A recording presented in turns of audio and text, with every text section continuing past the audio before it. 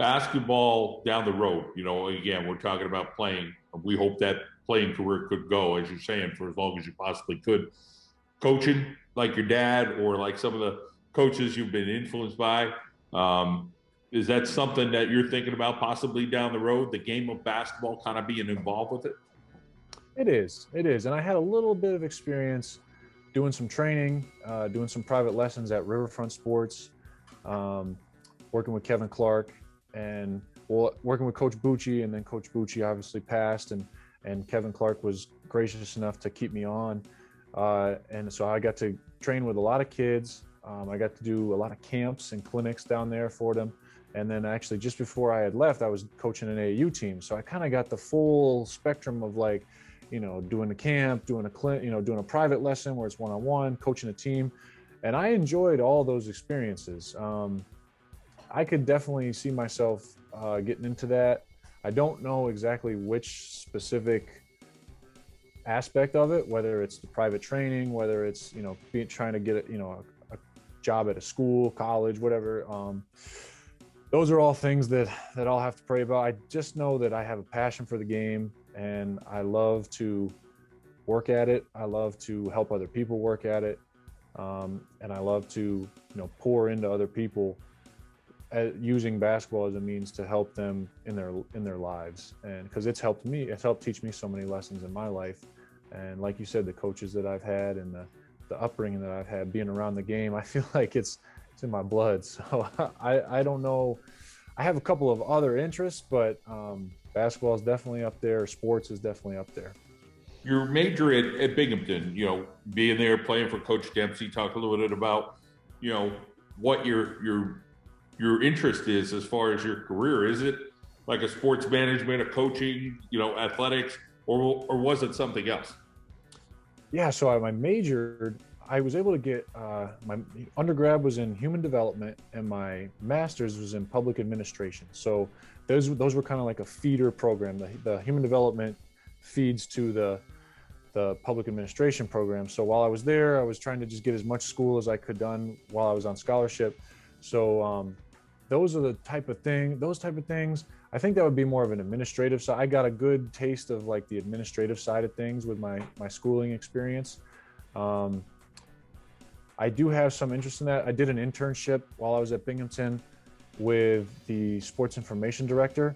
So we got to work with the athletes. We got to kind of see the side of, just sports information, programs, updating, all that stuff. I got to, work a couple of women's basketball games from the sense of, the stats, putting in stats or helping with, call a game, not call it on in the sense of like how you do it, but, when someone is recording the stats, they need someone in their ear to tell them like what happened, and there's a certain way to talk about that. So I got to do that for a couple times, and all that was fun. And it's just another way to stay around the game. So those are some of the things that I got to do while as part of like my schooling experience. I definitely enjoyed working with the athletes because we did some cool little features about, just getting to know them better. And that was part of my job because I was a student athlete myself. So me and my other classmate or co-intern, if you will, we did some activities and some like video stuff with the other athletes to try to help, get them some exposure and stuff like that. So that was really fun. We did like a carpool karaoke. I don't know if you're familiar with James Corden, like the Late Show. He did carpool karaoke with some like celebrity singers. So we took that idea and we did it with some different athletes from different sports. So like all that stuff was really, really fun, and a good experience to kind of get me outside my comfort zone. But I don't know. I mean, it's all when we're young. I'm so young. My wife and I are so young. There's like all these different avenues. Oh, I like this a little bit. I like that a little bit. And I'm not really, the only thing I've been really locked into is pursuing basketball. And I got all the, these little side interests, but there's just a lot of possibility. And I think, I just keep praying about it and keeping my mind and my heart close to God, and making sure as a couple we're keeping our minds and hearts close to God, and He'll direct us where to go. And not that I'm going to just like sit back on the couch and not do anything and just wait for the sign, but I'm actively, working and doing some stuff, and uh, those opportunities will come when they come. Yeah, I mean, just knowing you for so long, always positive things. Whatever you're going to do, I'm sure it's going to be positive, and you always had a great work ethic, and you're continuing that work ethic right now with your dreams with the game of basketball. As far as people in the game of basketball, whether other than some of the coaches that you've been around, is there a coach or a player that you've kind of said, hey, I like some of the things that this player or this coach has done over time, kind of try to take a little bit from that coach or that player and kind of put it into you? Yeah. So, um, from a basketball standpoint, I've definitely tried to watch some guys that are, built similar to me, similar height, similar weight, and some of the things that I see that they do that I might try to emulate. I'd say one of the guys is Jimmer Fredette. When I was coming up in high school, he was going on his run with BYU and had his little stint in the NBA, and he's playing overseas now. And I see that it's hard. Like, I don't want to say that I'm trying to be like someone else, but like Sure. you said, I'm just trying to pick little things from different people.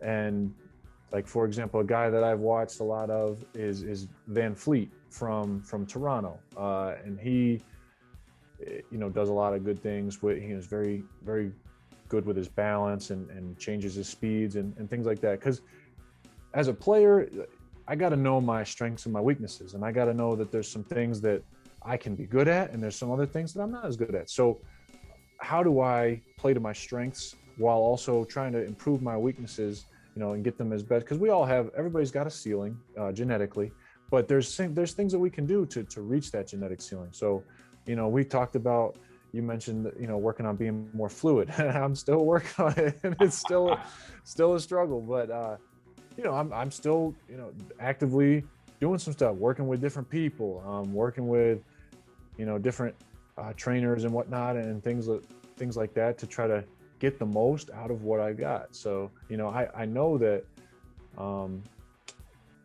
I have a talent, and I'm trying to use that talent and get the most out of that talent in the time that I have, because basketball, I'm not going to play forever. So I'm trying to, again, just capitalize on the opportunity, make the most of it.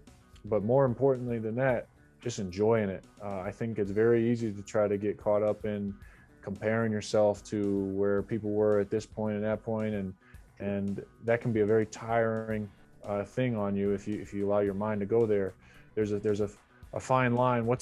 There's a phrase I'm thinking of that growing up, my mom and dad used to tell me, it's, you want to be content with who you are, but never satisfied with where you're at. And I think trying to differentiate those two things are very important to, living with peace in life and understanding, where you are for a reason. Be present where you are, but at the same time, try to get the most out of yourself in that moment, and then who knows what those moments may lead to in the future. So I've really liked that. As you talk here, you talk about those one-on-ones that you were doing in coaching. I could just see you being such a great influence in those one-on-ones with coaching and getting the most out of people. If you had a message, and again, I know we've had a long conversation here, but you think back of who you are and who you've become here at 25 years old. But if you're to coach up your brothers right now, or to coach up some 12, 13-year-old kid, and hey, what do you think as you look back and reflect on? Was it just kind of hammering those fundamentals, over and over, whether it was 500 shots or 1,000 shots or whatever? What would be some things that, it doesn't matter what the sport was, but what would be kind of your message to some of those young student athletes that say, hey, I want to do this. I want to go get that. Yeah. So I would actually kind of take a step back and tell them that the most important thing that they can do, whether it's sports, whatever avenue they like to pursue, is make sure that you're secure and you're solid in your identity, who you are, because that is the thing that you're going to come back to when things don't go well. And what I mean by that is, like, for me, my identity and my rock and my foundation is my faith in Jesus Christ. And I know that Jesus came down, died on the cross for my sins, rose again on the third day to save me from my sins. And he loves me and he wants to have a relationship with me. And that is never going to change. I truly believe that with all my heart. And that gives me my identity. That gives me my security and my purpose in life, because I know that the things that I do are going to change. The experiences of my life are going to make me feel different ways. Emotionally, I'm going to be up here, I'm going to be down here. There's just so many things in this world, especially, you talk about young kids, they're exposed to so much more than even I was when I was their age, because it's all right here on the phone. You can be with you can see anything that's going on, and all those things are influencing us.